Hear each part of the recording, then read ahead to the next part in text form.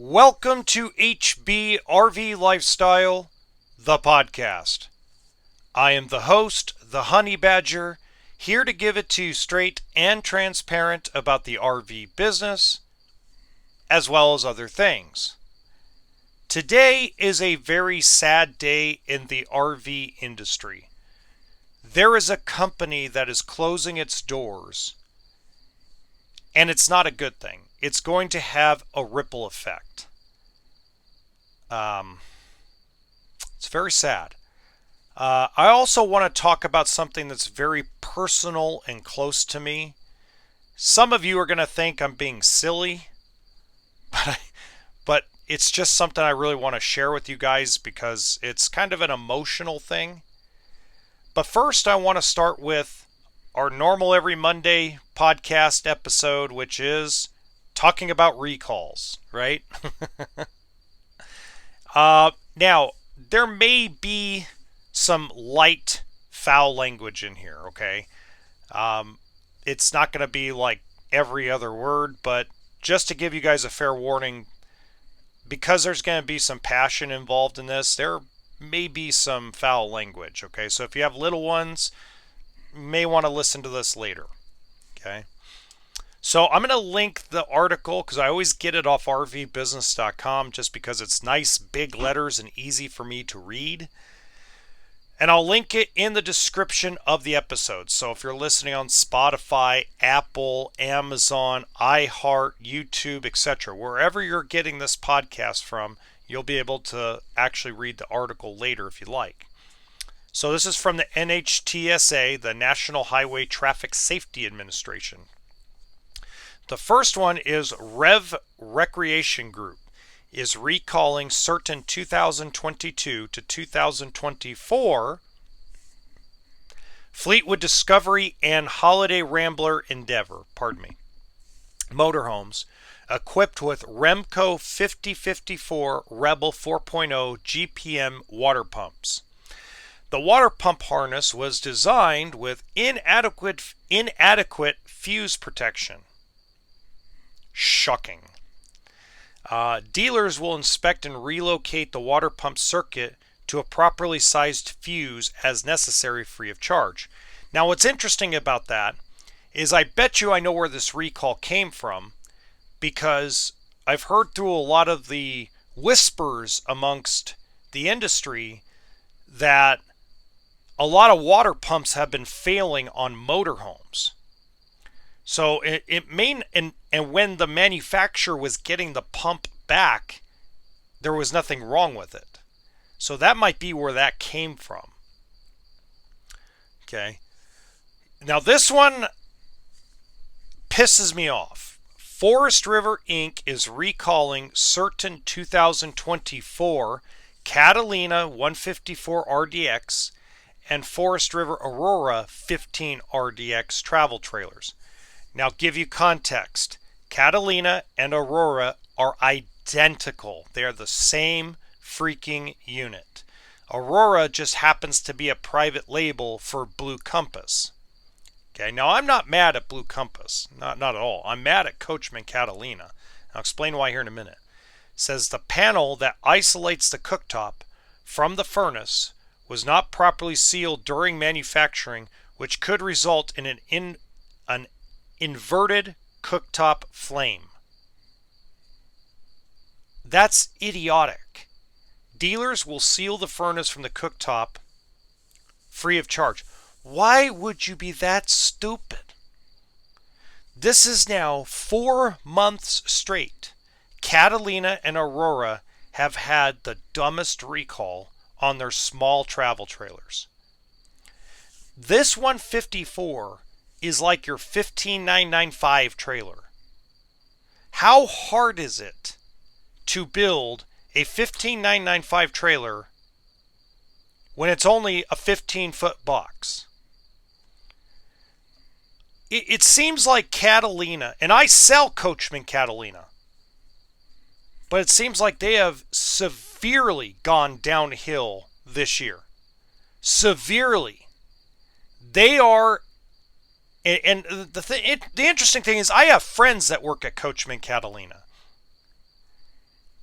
And I gotta say, you guys are fucking up. Big time. This should never happen. This is ridiculous. Absolutely ridiculous. Okay, Winnebago Towable is recalling certain 2022 to 2024 Voyage, Microlight, Micro Mini FLX, whatever the hell that is, Hike 200, ooh, and mini travel trailers. The LED black light circuit board in the cooktop range may fail, causing the board to overheat. Okay, that's that right there. Let's see. Heartland's announced that. Shadow Cruiser RV has announced that. Forest River has announced that. Almost everybody has that recall now. Almost everybody. So that we could tell that the reality is that recall is a manufacturer defect from a vendor, from one of their suppliers. Ooh! Alliance RV. Ooh, very rare I get to talk crap about them. Alliance RV LLC is recalling certain 2022 Paradigm 295 MK and Avenue 32 RLS fifth wheels. The freshwater tank may be installed incorrectly. I have a story about that. Which can result in the tank detaching from the vehicle. Dealers will remount the freshwater tank free of charge. Okay, if you guys don't know, I worked as a rep for Forest River. I worked for Coachman Clipper and Coachman Viking. And the travel trailer, we built a 26 BHS, which actually is a pretty decent floor plan. And so I go to Albuquerque, New Mexico, my second trip out. And I go see my dealer there. And what was her name? Oh, God. I have her on Facebook. Her and I are friends on Facebook. I can't remember her name. But anyway, she was the owner of the dealership. And she drags me up to her office. And she's just pissed because she sold some politician a Viking travel trailer. And they were pulling out of the driveway. And as soon as they hit the little bump, the freshwater tank went whoops right out of the trailer. The people hadn't even pulled it out 10 feet past the dealership, and it just fell out. It's like, oh, something you don't hear about every day. So there we go. Okay, Chrysler is recalling certain. Oh, by the way, message to Bill Martin: slap your people around a little bit. Jeez Louise. I mean, that should never happen. Come on, let's be honest. I mean, to fasten a water tank, they've been doing it for 40 plus years.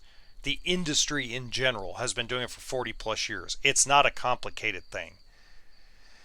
Chrysler is recalling certain 2021 Ram ProMaster vehicles. An insecure ground connection may cause the electronic stability control ESC to be inoperative. As such, these vehicles fail to comply with the requirements of the Federal Motor Vehicle Safety Standard number 126. Okay. So it basically means a lot of your 2021s and your 2022 ProMaster B vans are having that problem. Okay. Okay. Nothing much else on that respect. Okay. Now, I do want to kind of talk about something real quick, because a lot's been thrown my way in the last 20 days, 21 days. You'll have to forgive my sinuses today. They're pretty bad. First off, let's talk about rumors that are going around about class action lawsuits everywhere, okay? Class action lawsuits with thousands of people are very, very hard to do in any industry unless there's one common exact problem, okay? So let's say, for example, here's an example of it.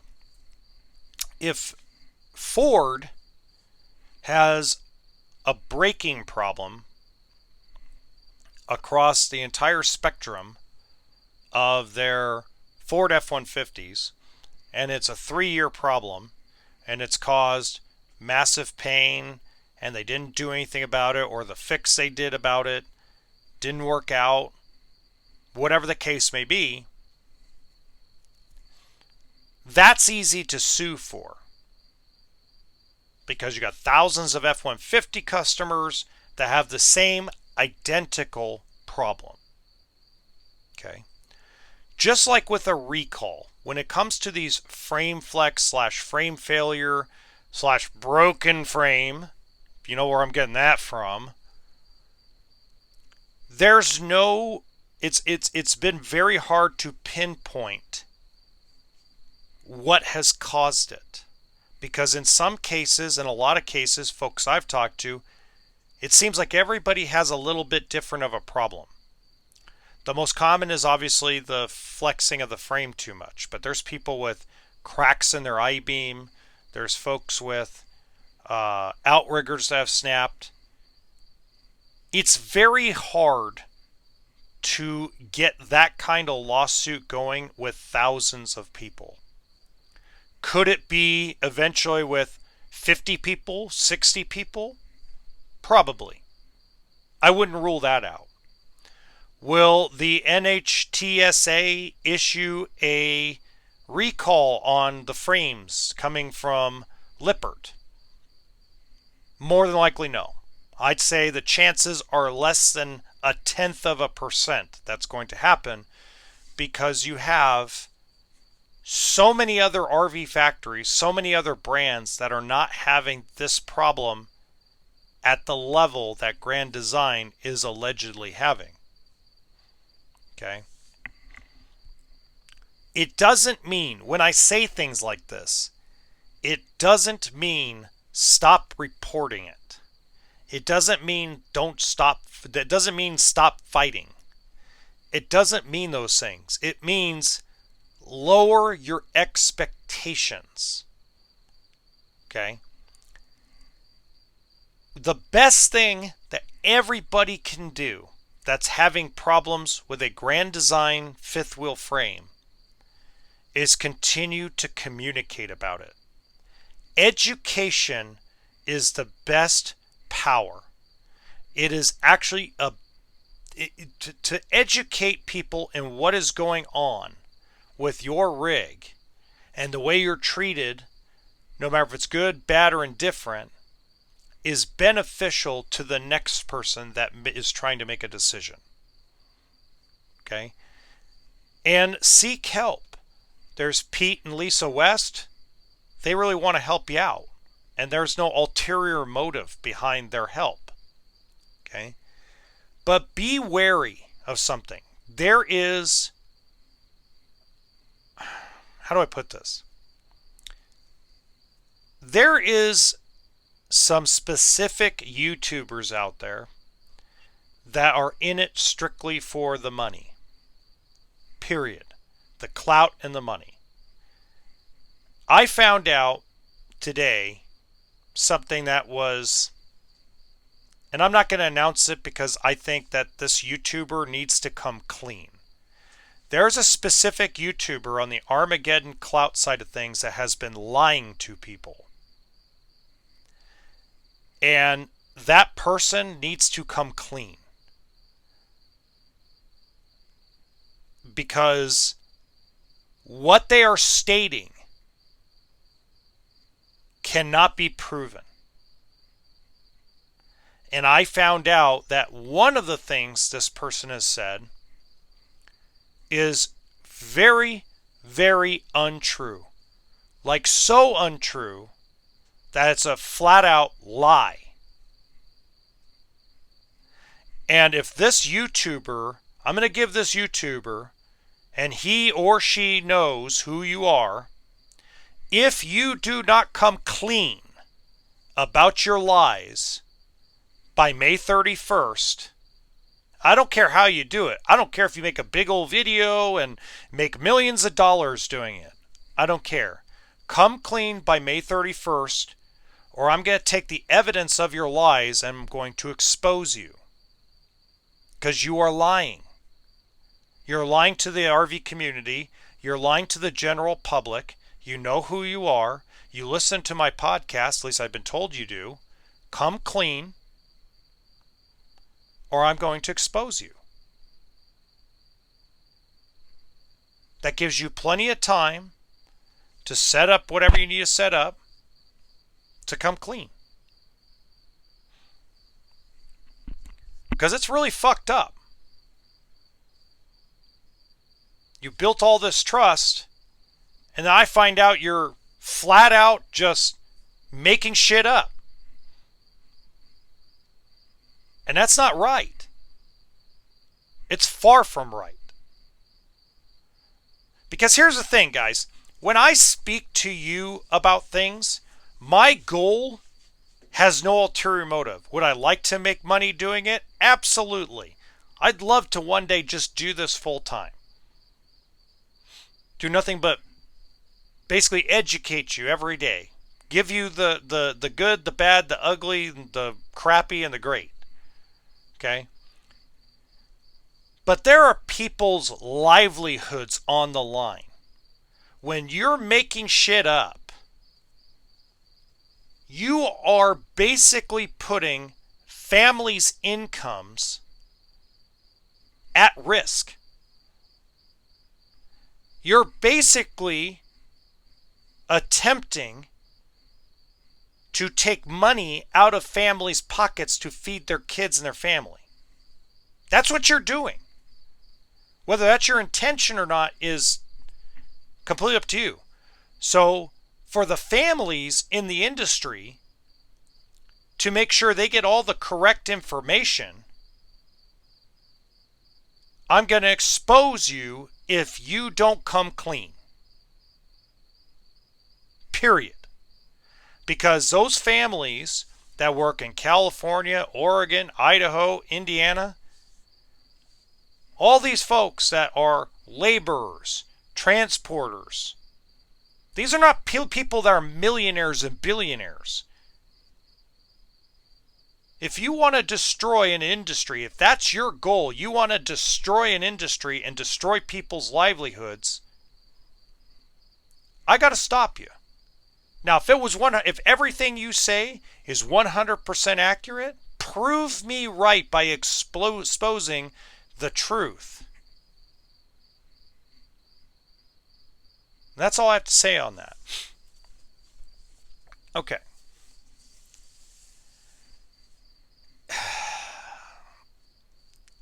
So May 1st is going to be a very tough day for me. This is going to sound ridiculous. But I grew up the biggest Star Wars fan ever. I know everything there is about the books, canon, non-canon, Darth Vader in DC Comics, Darth Vader in Marvel Comics. I've watched every movie, every TV show, good or bad. And when in 2002 Attack of the Clones came out.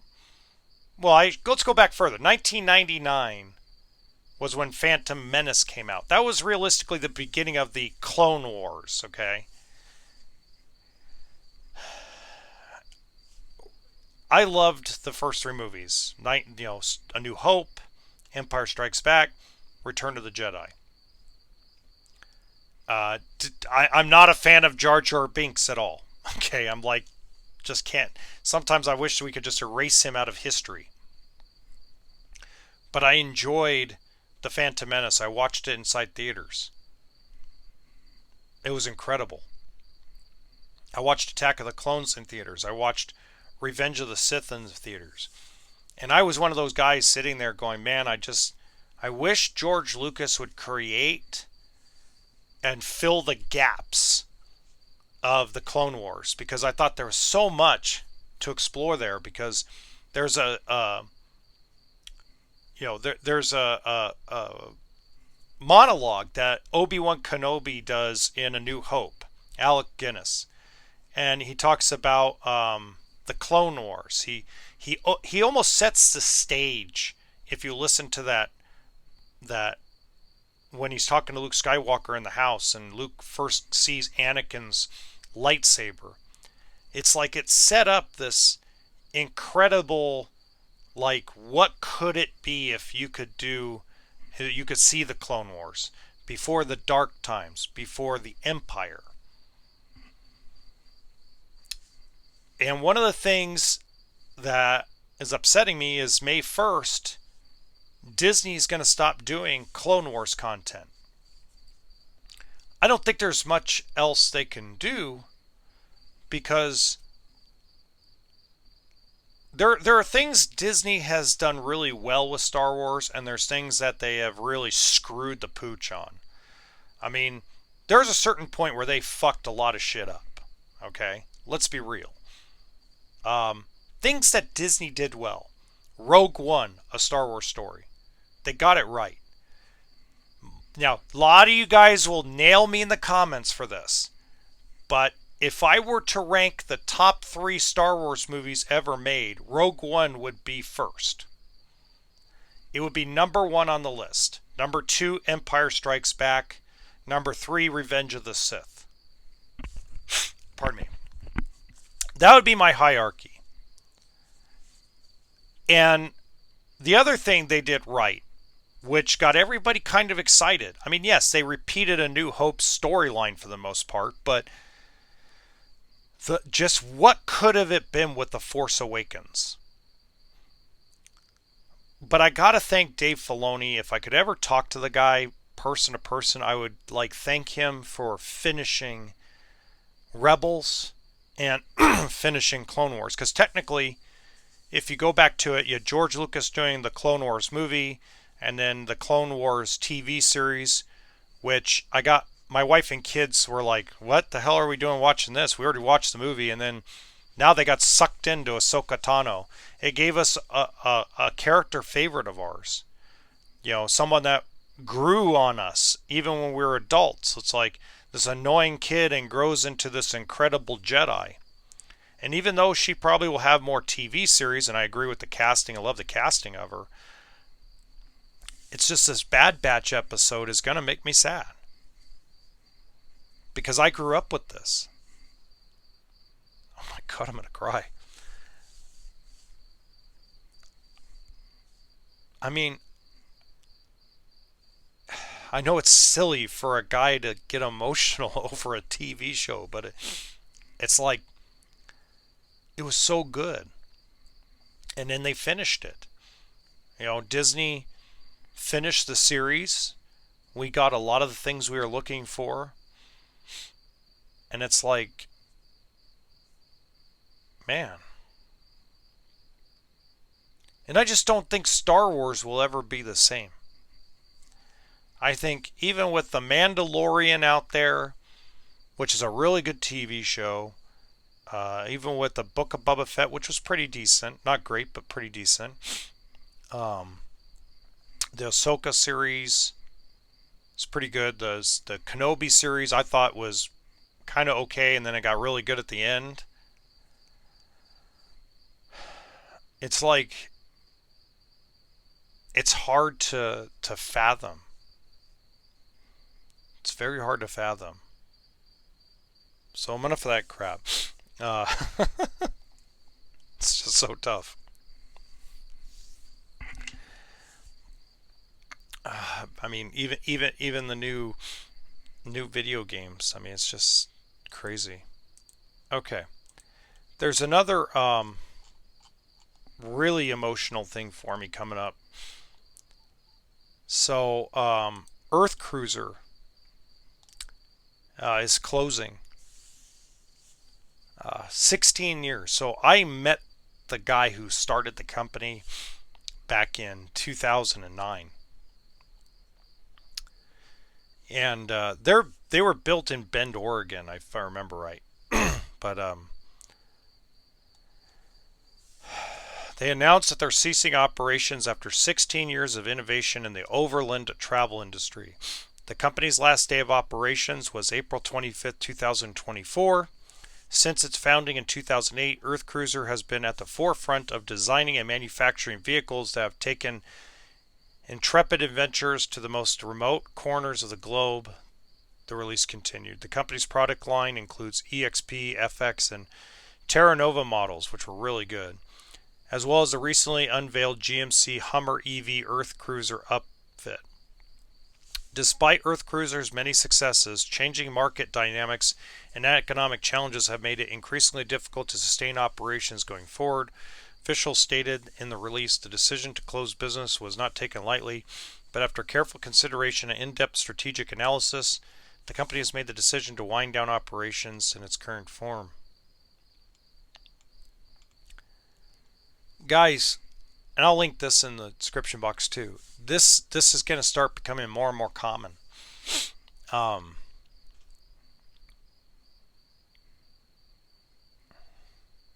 This is why I said what I said earlier. When you are a clout chaser, when you are all about Armageddon, you're all about making money.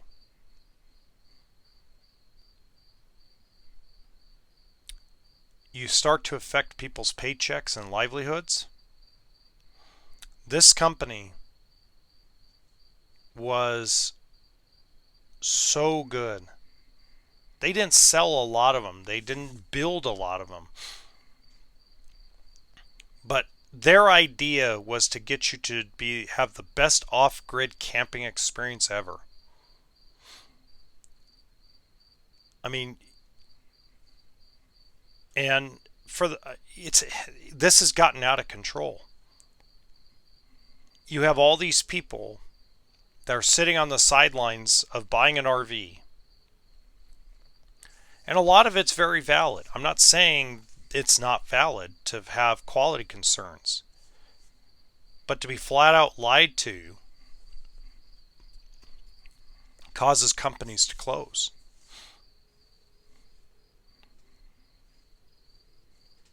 I mean, this will have a ripple effect. It'll have a ripple effect that, we'll put it this way.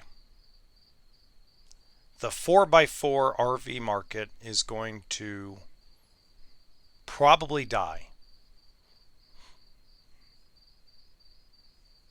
You probably still have some of the 4x4 Mercedes chassis out there occasionally, but that 4x4 off-road RV is eventually going to be a thing of the past,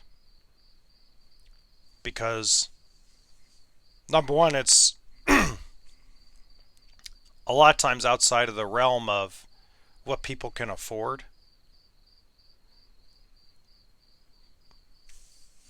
I'm sorry. When I see companies close like this, it really makes me want to lash out at idiots.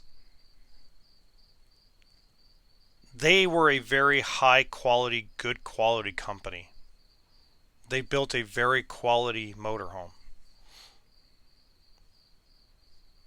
And this won't be the last one. If we as a community and them as an industry don't turn it around, then we're going to lose a lot of the high quality, high value companies, and that's all going to be left are going to be the Coleman 17Bs of the world.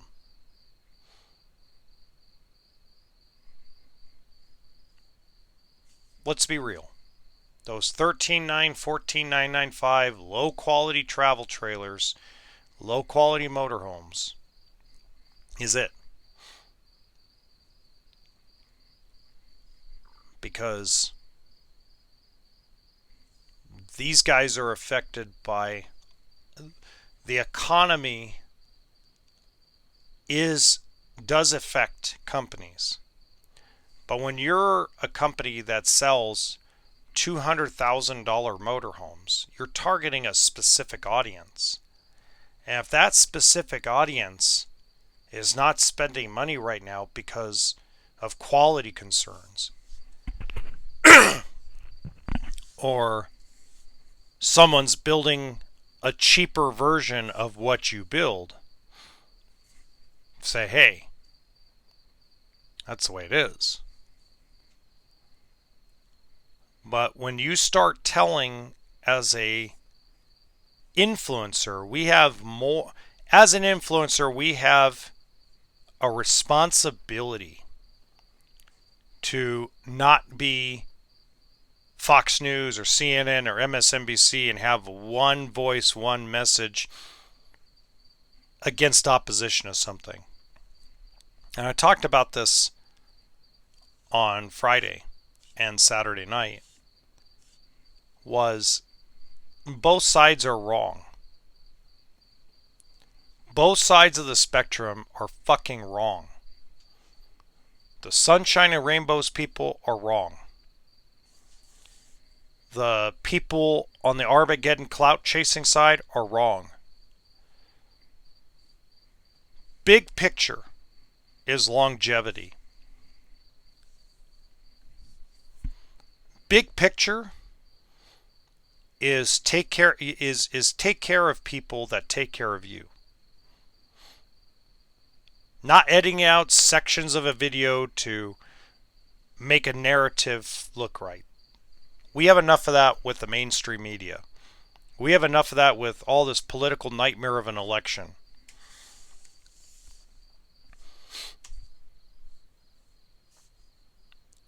We control our destiny. We control what happens in our world. And if we let liars, politicians, clout chasers, people that are only in things for themselves, if that's who we're going to trust, then at the end of the day, we're fucked. Because it'll be the same roller coaster ride all the way through.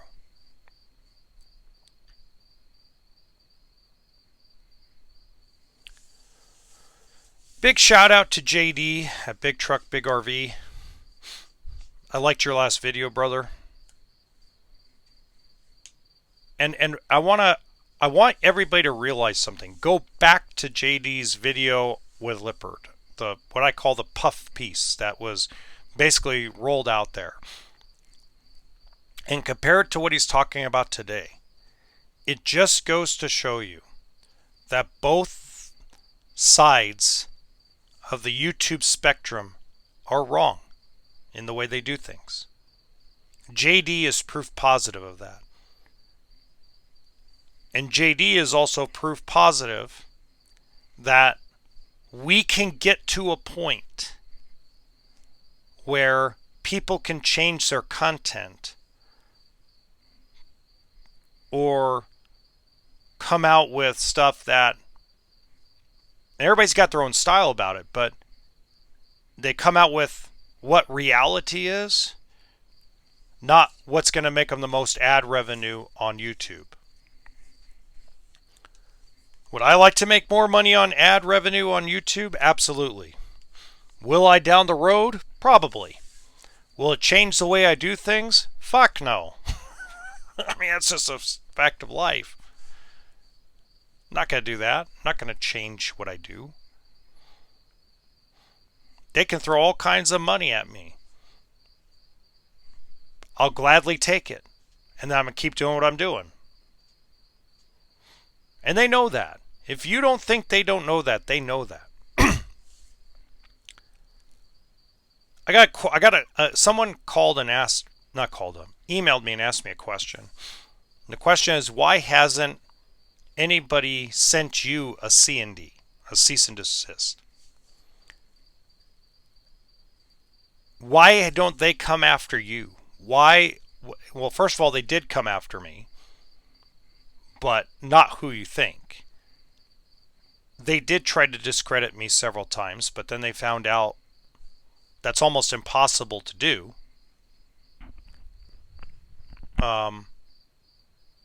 But the real reason why they don't come after me is because, number one, I choose my words very carefully. Number two, I'm already connected inside the RV world.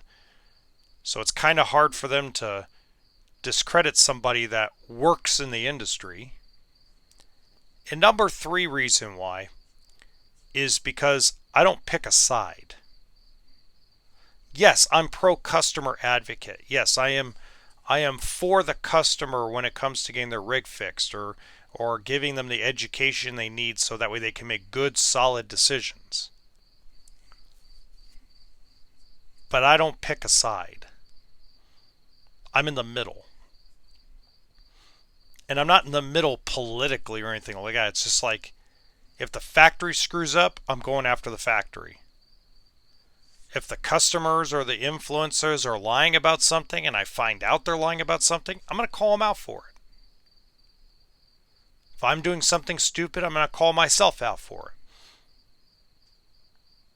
Like, I think it's really dumb that I'm holding on to this information to expose this person, but I figure I give them the benefit of the doubt to be able to come clean themselves. And that person knows who I'm talking about. And they know I'm talking about them because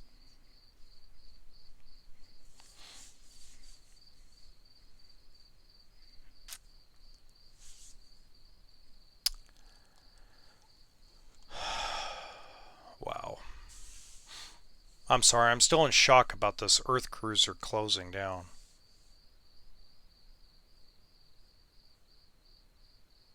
16 years.